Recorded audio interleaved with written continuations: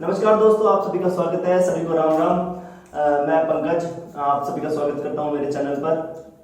तो आज हम डायरेक्ट स्कूल के बाद अभी पूरा जो हमारे जितने भी 8 पीरियड थे सारा लेकर रेमेडियल क्लासेस लेकर मैं अपने स्टाफ क्वार्टर में आया हूं। यहाँ पे जो टीचर्स रहते हैं हमारे प्राइमरी के, उनसे बात करने के लिए आया हूं कि आपका जो इंटरव्यू था वो कैसा हुआ और क्या आपका एक्सपीरियंस था, क्या क्वेश्चन पूछे गए, क्या आपको डेमो के लिए बोला गया था, कौन से सब्जेक्ट को बोला गया था, क्या इंग्लिश पे आपसे बहुत ज़्यादा सवाल पूछे गए थे। क्योंकि बहुत सारे बच्चे हमसे पूछ रहे हैं कि भैया इंग्लिश जो है वो अगर मैं हिंदी बैकग्राउंड से हूँ तो इंग्लिश पे बहुत ज़्यादा फोकस है क्या, अगर मैंने वहाँ पे इंग्लिश में बात नहीं की तो क्या ऐसा है कि मेरा अच्छा इफेक्ट नहीं पड़ेगा।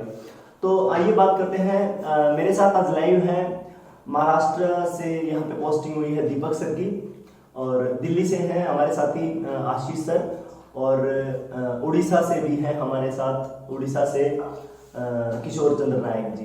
तो आइए एक बार बात करते हैं। सबसे पहले दीपक सर से जानेंगे, फिर आशीष सर से उनका एक्सपीरियंस जानेंगे और फिर किशोर सर से बात करेंगे। आइए मिलते हैं उन लोगों से। तो ये हमारे दीपक सर बैठे हैं और आशीष सर बैठे हैं। तो सबसे पहले दीपक सर आपसे पूछना चाहेंगे, आपका क्या एक्सपीरियंस था, आपका जब केवीएस का इंटरव्यू हुआ तो क्या एक्सपीरियंस था आपका? सभी साथियों को नमस्कार। देखो भाई, मेरा एक्सपीरियंस ये रहा था। मेरा इंटरव्यू हुआ था लखनऊ में 3 जून 2017 को, और सबसे पहले मेरे मन में भी डर था इंटरव्यू का, कैसा होगा क्या होगा। लेकिन उन लोगों ने बहुत ऐसा कंफर्टेबल एनवायरनमेंट तैयार किया था वहाँ कि इंटरव्यू पैनल के बाहर एक बड़ा एसी हॉल था। एसी हॉल के बाहर हमें सबको बिठाया गया था। उसके बाद एक एक को कॉल कर रहे थे, और जब मैं इंटरव्यू रूम में एंटर हुआ तो उसके बाद वहाँ एक मैडम बैठी थी। मुझे जैसे एंटर हुआ, बहुत सारा डर था मन में। जैसे एंटर हुआ और वो मैडम की चेहरे पे एक स्माइल थी। वो स्माइल देख के पूरा मतलब मैं न्यूट्रल हो गया, कोई मेरे ऊपर प्रेशर नहीं था। और उन्होंने आते ही मुझे पहला क्वेश्चन पूछा, ना इंट्रोडक्शन ना कुछ। पहला क्वेश्चन पूछा, आइए दीपक, आप नासिक से हो? मैंने बोला यस मैडम, नासिक से हूँ मैं। तो क्या डिफरेंस है नासिक और नासिक रोड में? तो मैंने एक्सप्लेन किया। ऐसा क्वेश्चन तो मैंने प्रिपेयर नहीं किया था, लेकिन मैंने इंस्टेंट आंसर दे दिया। यहाँ आपके पास प्रेजेंस ऑफ माइंड होना चाहिए। वो कुछ भी आंसर, कुछ क्वेश्चन पूछ सकते हैं, वो उस क्वेश्चन का हम आंसर दे सकते हैं अगर आपके पास अच्छा सा प्रेजेंस ऑफ माइंड हो। और उसके बाद उन्होंने इंटरव्यू शुरू किया। पहले तो मुझे मेरे इस पर 12th साइंस मेरा हुआ था। 12th साइंस के ऊपर क्वेश्चन पूछे, आपका 12th साइंस हुआ है तो क्या आप यूएस का एक टॉपिक पढ़ा सकते हो? तो मैंने बोला वैसे तो प्रिपरेशन की नहीं है, लेकिन थोड़ा टाइम दिया मुझे, और उसके बाद मैंने एक टॉपिक पढ़ाना शुरू कर दिया। तो इसका मतलब सर वो टाइम देते हैं आपको थोड़ा सोचने के लिए? हाँ, थोड़ा दे सकते हैं, ज़्यादा नहीं, थोड़ा टाइम दिया और उसके बाद मैंने पढ़ाना शुरू कर दिया। तो यूएस का मैंने एक टॉपिक पढ़ाया, year. Okay sir. How many components in year, how much proportion, ये टॉपिक मैंने पढ़ाया। और अगर वो आपके टीचिंग से सेटिस्फाई है तो इंटरप्ट कर देते बीच में, और इंटरप्ट करने के बाद दूसरा क्वेश्चन पूछते। तो आगे उन्होंने क्वेश्चन पूछा कि आपका ग्रेजुएशन कौन से सब्जेक्ट में हुआ है? तो मैंने बोला पॉलिटिक्स। तो उन्होंने क्वेश्चन पकड़ लिया। वो एक सर ने क्वेश्चन पूछा पॉलिटिक्स या पॉलिटिकल साइंस? तो मैंने बोला sir sorry sir, political science. उसके बाद उन्होंने मुझे डिवीजन मैथ्स पे आ गए कि टीचिंग डिवीजन पढ़ाने के लिए बोला। तो मैंने एक सिंपल 2 डिजिट डिवीजन वहाँ टीच किया। उसके बाद उन्होंने बोला अगर आपने कोई पोएम प्रिपेयर की हो तो पोएम यहाँ विथ एक्शन अगर आप बता सकते हो तो बताओ। तो मैंने एक झूला नाम की पोएम है, फर्स्ट स्टैंडर्ड की, पहली कक्षा की हिंदी की पोएम, वो झूला पोएम मैंने उनको विथ एक्शन उनको पढ़ाई। कितने मिनट चला था सर आपका इंटरव्यू जो था? क्योंकि आप कह रहे हैं कि आपसे ईवीएस भी पढ़वा ली, मैथ्स भी पढ़वा लिया और पोएम भी पढ़वा ली, तो कितने मिनट चला होगा आपका? 13 से 14 मिनट। 13 से 14 मिनट आपका इंटरव्यू चला होगा। और उसमें वो ज़्यादातर एक टॉपिक अगर आप पढ़ा रहे हो तो 2 मिनट समय देते हैं। 2 मिनट में आपका स्किल देख के, आप कैसे पढ़ा रहे हो ऐसा देख के 2 मिनट में इंटरप्ट कर देते, और उसके बाद नेक्स्ट टॉपिक। तो मैंने ये बात हुई सर, लखनऊ में इंटरव्यू हुआ था मेरा, ये बात हुई, मैं सब हिंदी लैंग्वेज में बोल रहा था। तो एक सर बैठे थे, उन्होंने ऑब्जर्व किया कि ये सब हिंदी में बोल रहा है। तो उन्होंने मुझे पूछा can you explain this any question in English? मैंने बोला यस सर। तो वहाँ एक इंडिया का मैप लगा हुआ था, तो उन्होंने बोला explain this map in English. तो मैंने एक्सप्लेन कर दिया, 2-3 सेंटेंस बताए इंग्लिश में मैप के बारे में। और उसके बाद फिर मुझे फिर उन्होंने बैठने के लिए बोला। तो टीचिंग यहाँ ख़त्म हो गया। तो फिर वो पूछ रहे कि आपके फादर क्या करते हैं, मतलब वो क्या प्रोफेशन है उनका। तो मैंने वो भी बता दिया। तो आप इतने दूर से आए हो तो आपको कैसा लगा हमारा सिटी, मतलब वो कैजुअल क्वेश्चन थे आपके वहाँ के इन्वायरमेंट के हिसाब से। मेरा ऐसा एक्सपीरियंस रहा है। और अगर आप, मैं तो ये आपको सजेशन देना चाहूँगा कि फर्स्ट थिंग आपका कॉन्फिडेंस, प्रेजेंस ऑफ माइंड और आपकी पर्सनैलिटी एंड टीचिंग, ये 4 चीज़ें अगर आप अच्छी तरह से करोगे तो आपको जरूर यश मिलेगा। तो आशीष सर, अब आपसे बात करते हैं। दीपक सर से हमने बात कर ली है। दीपक सर महाराष्ट्र से हैं। आशीष सर आप दिल्ली से हैं, हमारे ही पड़ोसी हैं, मैं भी दिल्ली से हूं। तो आप बताइए कि आपका इंटरव्यू कहाँ हुआ था और आपका क्या एक्सपीरियंस रहा था, और जो हमारे नए साथी हैं जो इंटरव्यू के लिए प्रिपेयर कर रहे हैं उनको आप क्या सजेशंस देना चाहेंगे? सर मैं बताना चाहूँगा कि मेरा इंटरव्यू जो था वो 3 जून 2017 को मुंबई में हुआ। और मुंबई के नाम सुनकर मैं थोड़ा डर गया, क्योंकि मुझे लगा कि मेरा पूरा इंटरव्यू इंग्लिश में होने वाला है। और क्योंकि मैं हिंदी बैच से बिलोंग करता हूँ इसलिए थोड़ा सा डर लगा। लेकिन उस डर को मेरे जो KVS में जो मेरा इंटरव्यू लेने वाला जो पैनल था, उस डर को उन्होंने दूर कर दिया। क्यों? क्योंकि जब मैंने वहाँ पे एंट्री करी तो उन्होंने मुझसे मेरा इंट्रोडक्शन लिया और मैंने अपना इंट्रोडक्शन बाइलिंगुअल लैंग्वेज में दिया।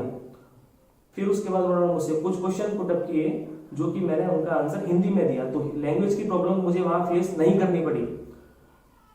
तो लेकिन मैं अपने सभी साथियों को यह बोलना चाहूंगा कि इंटरव्यू देने से पहले कुछ तैयारियां जो हैं जो आपको करनी चाहिए। कौन सी तैयारियां सर?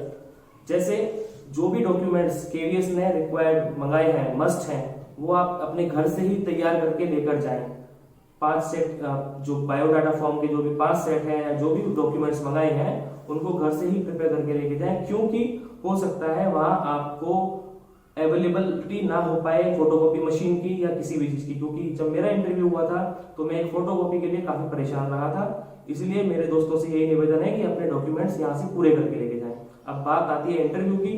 तो देखिए दोस्तों, इंटरव्यू जो है वो आपकी योग्यताओं का नहीं, वो आपका करते हैं। और वो अपनी तरफ से क्वेश्चन कुछ नहीं पूछेंगे, आप जो अपने आप को वहां शो करेंगे वो उसी से क्वेश्चन पूछेंगे। जैसे कि जो बायोडाटा फॉर्म जो मिलता है उसमें जो आप अपने बारे में लिखेंगे वो क्वेश्चन उसी से ही पूछेंगे। जो आपकी क्वालिफिकेशन है वो क्वेश्चन उसी से ही पूछेंगे। जैसे कि मैं गया, मेरा इंटरव्यू हुआ, सबसे पहले उन्होंने मुझसे इंट्रोडक्शन पूछा जो कि मैंने बाइलिंगुअल लैंग्वेज में दिया। फिर उसी इंट्रोडक्शन में से उन्होंने मेरे नाम का मुझसे मतलब पूछा कि आशीष आप अपने नाम का मतलब बताइए। तो मैंने उन्हें अपने नाम का मतलब बताया। फिर मेरा नाम क्योंकि आशीष है तो उन्होंने मुझसे बोला कि आशीष नाम का कोई सेलिब्रिटी हो या कोई भी स्टार हो जो भी फेमस हो उसका नाम बताइए। तो जनरल क्वेश्चन था तो मैंने आशीष नेहरा का नाम लिया। तो उसके बाद उन्होंने मुझसे फिर पूछा लेसन प्लानिंग, बगल में टीचर बैठे हुए थे, उन्होंने मुझसे पूछा लेसन प्लान क्या होता है, लेसन प्लान के बारे में बताइए। तो मैंने उनको लेसन प्लान एक्सप्लेन किया कि लेसन प्लान में पूरी क्लास की स्ट्रेटेजी वगैरह, टेक्निक्स वगैरह होती हैं और उसके लेसन प्लान के अकॉर्डिंग ही हम कक्षा में पढ़ाते हैं। अगर हमारी प्लानिंग नहीं है तो हम कक्षा में नहीं पढ़ा पाएंगे। तो मैंने वर्ड यूज किया स्ट्रेटेजी। फिर उन्होंने मुझसे स्ट्रेटेजी पूछा, स्ट्रेटेजी क्या होती है। फिर मैंने उनको स्ट्रेटेजी एक्सप्लेन किया। उसमें से उन्होंने एक वर्ड चुना टेक्निक्स, टीचिंग टेक्निक्स और टीचिंग मेथोडोलॉजी में क्या डिफरेंस है। तो मैं बस ये अपने दोस्तों को बताना चाहूंगा कि आप जो भी आंसर देते हैं वो क्वेश्चन उसी में से पुटअप करते हैं। तो जो भी आप अपना आंसर दें आप श्योर होकर दें ताकि आप कहीं फंसे ना। और फिर उन्होंने मुझसे डेमो के लिए बोला, क्योंकि मैं डेमो प्रिपेयर करके गया था मैथ्स का, तो मैंने मैथ्स का डेमो पढ़ाना शुरू किया, लेकिन उन्होंने मुझे वहीं रोक दिया। मुझसे बोला EVS का टॉपिक पढ़ाओ। तो मैं EVS का टॉपिक पढ़ के गया। तो मेरे साथियों से यही निवेदन है कि अपना कक्षा 3 से 5 NCERT की जो EVS की जो बुक्स हैं उसके टॉपिक्स एटलीस्ट देख कर जाएं। क्योंकि अगर मान लीजिए आपसे EVS के लिए वो बोलते हैं तो कम से कम टॉपिक आपके दिमाग में होना चाहिए और कम से कम 1 या 2 टॉपिक EVS और 1 या 2 टॉपिक मैथ्स के भी पूछ कर जाएं। फिर EVS और मैथ्स के बाद उन्होंने मुझसे हिंदी के क्वेश्चन पूछे, क्योंकि मैंने अपनी पोस्ट ग्रेजुएशन एमए हिंदी से कर रखी थी। तो जो आपकी ग्रेजुएशन या पोस्ट ग्रेजुएशन है, जो भी आपकी क्वालिफिकेशन है, जो भी आपकी डिग्री है, वो उससे क्वेश्चन पूछ सकते हैं आपसे। तो उन्होंने मुझसे हिंदी के क्वेश्चन पूछे, विशेषण विशेष्य क्या होता है, कितने प्रकार के, ये सब। तो मैंने उनको बताया, लेकिन 2 क्वेश्चन उन्होंने मुझसे करंट के भी पूछे थे, जो उस टाइम में जो करंट अफेयर चल रहा था, लेटेस्ट जो उस दिन का न्यूज़पेपर में आया था सुबह, वो उन्होंने मुझसे क्वेश्चन पूछे। तो मेरा जो इंटरव्यू चला था साथियों, वो 15 से 20 मिनट चला। हाँ, फिर एक टीचर ने मुझसे बोला कि क्या आप अब इंग्लिश में बात करेंगे? तो मैं थोड़ा नर्वस हो गया। तो उन्होंने मुझे फिर बोला कि नर्वस मत होइए, हम जानते हैं आप हिंदी बैठ से आए हैं, लेकिन कोशिश करिए, क्योंकि आपकी पोस्टिंग कहीं भी हो सकती है ऑल इंडिया में, जहां आपको बच्चों को बोथ लैंग्वेजेस में पढ़ाना पड़ेगा, क्योंकि आप सेंट्रल स्कूल में जाओगे केवीएस में, तो आपको हिंदी और इंग्लिश दोनों यूज करनी पड़ेगी। तो उन्होंने मुझे कॉन्फिडेंस दिया। फिर मुझसे बोला कि सपोज ये एक लाइब्रेरी है, इसके बारे में केवल 5 सेंटेंस बोलिए। तो ये मेरे लिए आसान था, इतनी कोई परेशानी हुई नहीं उसमें। तो मैंने 5 सेंटेंस इंग्लिश में उनको बोल दिए। उसके बाद उन्होंने मुझे एक क्वेश्चन पूछा कि what is the use of assembly in विद्यालय। तो ऐसे क्वेश्चंस भी, जनरल क्वेश्चंस भी वो पूछते हैं, स्कूल मैनेजमेंट से रिलेटेड भी वो क्वेश्चन पूछ सकते हैं। तो मेरा बस साथियों यही कहना है कि जो भी आप आंसर दें, ऐसा सटीक आंसर दें जिसमें आप खुद ना फंसे, अपने आंसर में खुद ना फंसे। मेरा बस यही कहना है। बहुत अच्छे सर। तो साथियों, ये हमारे जो अध्यापक हैं हमारे स्कूल के, इन्होंने अपना एक्सपीरियंस शेयर किया। और मैं आपको बताना चाहूँगा कि अभी आशीष सर और दीपक सर दोनों कह रहे हैं कि उनको इंटरव्यू में उनसे बात की, इंग्लिश के लिए पढ़ाने के लिए बोला। तो मैं आपको बताना चाहूँगा, अभी 1 साल हमको हो गया है यहाँ पे पढ़ाते हुए, और आशीष सर और दीपक सर दोनों फुल्ली हम सिर्फ इंग्लिश में पढ़ाते हैं, क्योंकि यहाँ के जो बच्चे हैं वो तमिल बोलते हैं। मैं आपको ऑलरेडी पहले वीडियो में बता चुका हूँ। लेकिन अब देखिए, 1 साल के अंदर जब हम कंटिन्यूसली, आवश्यकता आविष्कार की जननी है ना, तो आवश्यकता है हमें, हम हिंदी में पढ़ा ही नहीं सकते बच्चों को हिंदी आती नहीं है। आप जाके हिंदी में एक्सप्लेन करेंगे, बच्चे आपके मुंह की तरफ देखेंगे।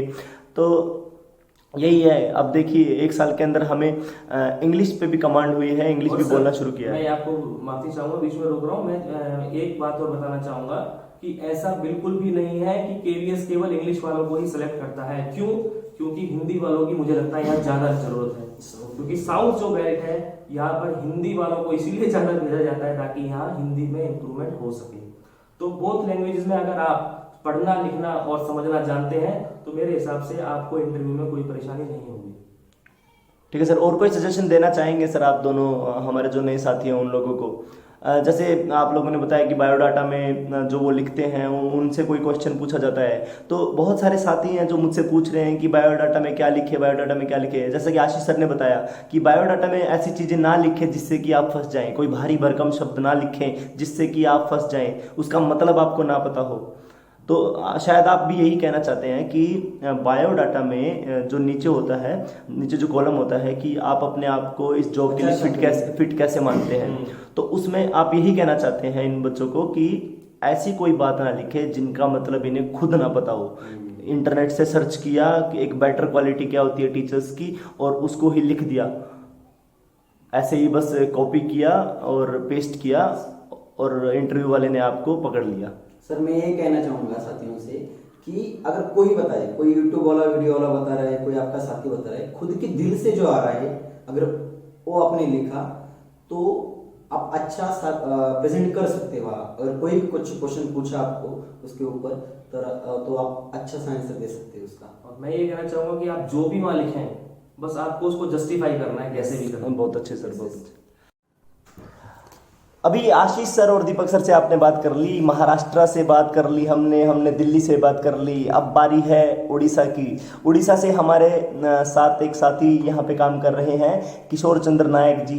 किशोर चंद्र नायक जी, आप बताइए कि आपने केवीएस के इंटरव्यू के लिए प्रिपेयर कैसे किया था? आप जब वहाँ पे गए थे तो आपसे क्वेश्चन कैसे पूछे गए थे? क्या क्या आपसे करवाया गया था? क्या आपसे पढ़वाया भी गया था? आपसे डेमो लेसन लिया गया था? बताइए अपने बारे में सर थोड़ा। Actually, sir, it is very easy. If you try, you should have confidence that there is nothing. But just you have to try.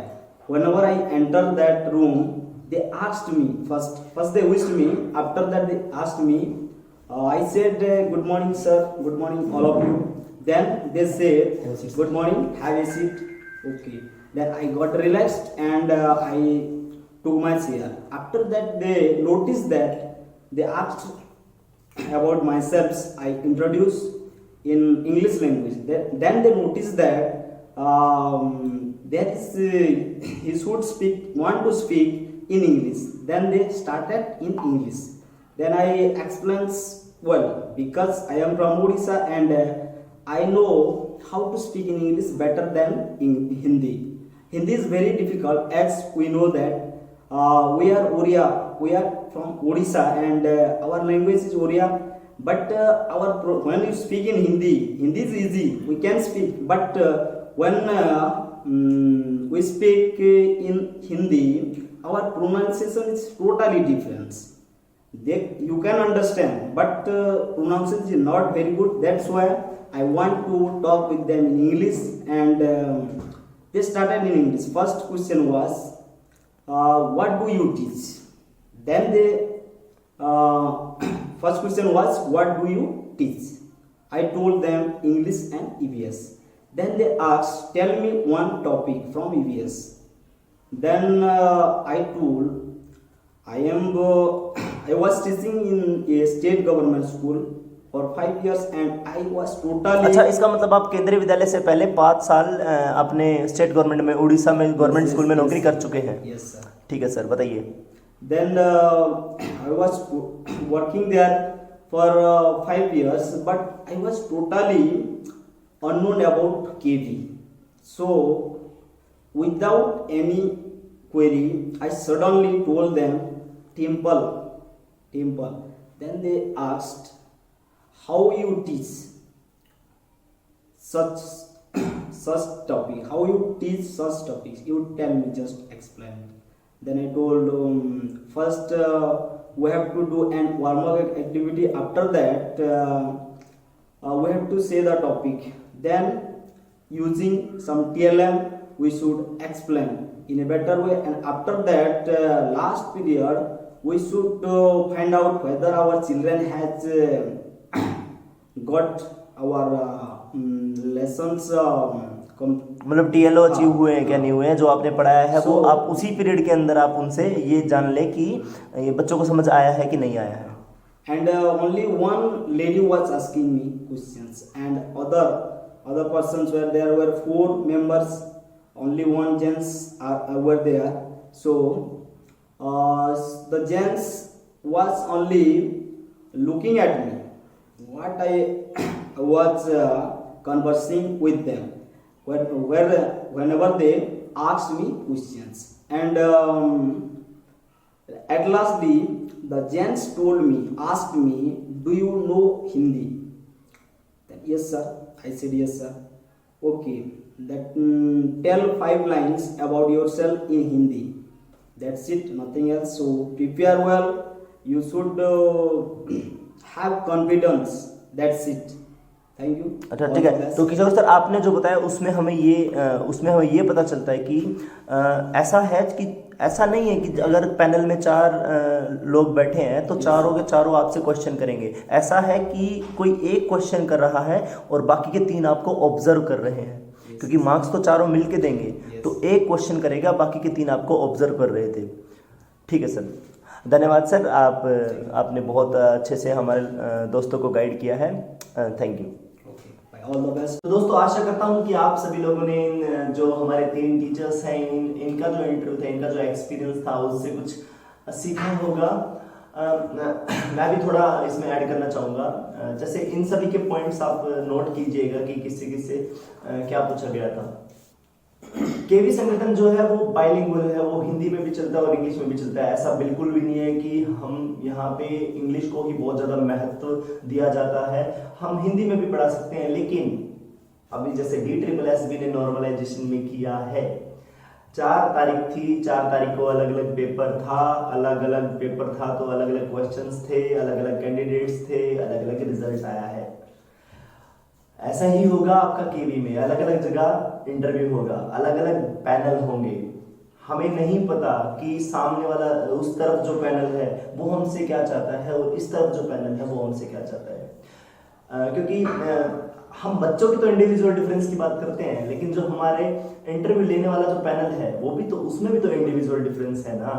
वो हमसे क्या चाहता है। जरूरी नहीं है कि एक बंदा जो वो सिर्फ पर्सनालिटी पर फोकस कर रहा है और एक बंदा है जो देखना चाहता है कि टीचिंग कैसी है, उसको पर्सनालिटी से कोई लेना देना ही नहीं है, वो टीचिंग देता है। और एक ऐसा बंदा है जो आपकी सिर्फ नॉलेज चेक कर रहा है। तो पैनल पे डिफर करेगा। एक पैनल है जो ये देख रहा है कि सिर्फ इंग्लिश देख रहा है, वो सीधा आपको इंटरप्ट कर देगा कि इंग्लिश में पढ़ा के दिखाइए। तो हो सकता है, देखिए पैनल पे डिपेंड करता है।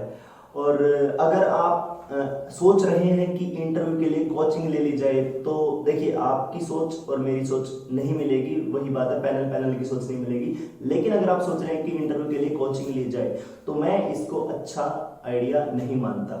इससे अच्छा है कि आप अपने पास वाले प्राइमरी स्कूल में 2-3 दिन के लिए, 5 दिन के लिए परमिशन ले लें कि मैं यहाँ पे आके स्कूल में बच्चों से इंटरेक्शन करना चाहता हूँ, ताकि आपको कॉन्फिडेंस आए। वहाँ आप बच्चों को लेसन पढ़ा के देखिए, उनको लेसन पढ़ाएंगे तो आपको कॉन्फिडेंस भी आएगा। बच्चे आपसे कैसे कैसे क्वेश्चन पूछते हैं वो भी आपको पता चलेगा।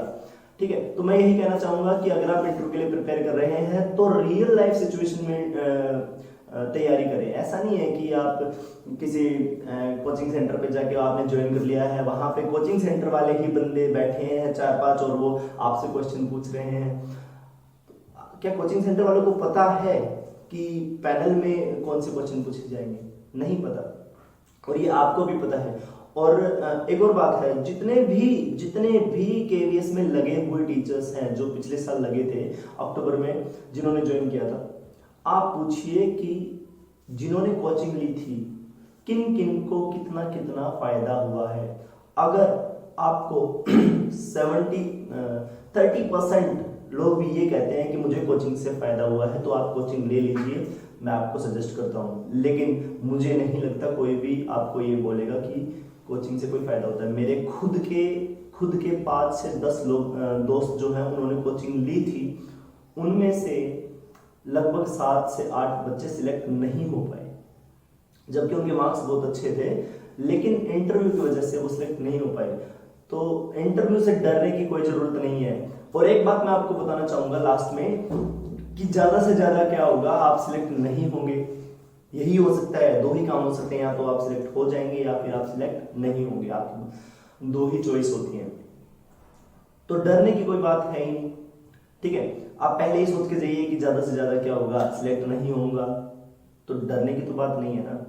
तो ठीक है, आप सभी को हमारे सभी की तरफ से शुभकामनाएं हैं।